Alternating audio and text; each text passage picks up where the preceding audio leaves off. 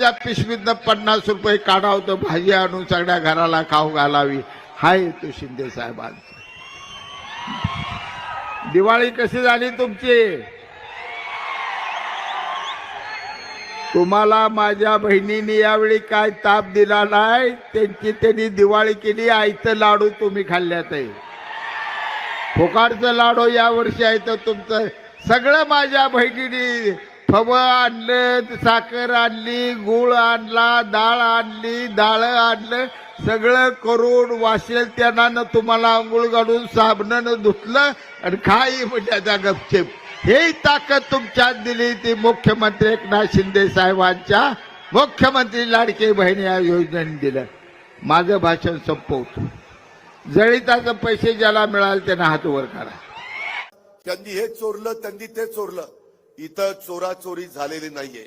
लोकशाहीमध्ये बहुमताचा आदर केला जातो. बहुमत ज्या बाजूला असेल त्या बाजूचा निर्णय लागला जातो.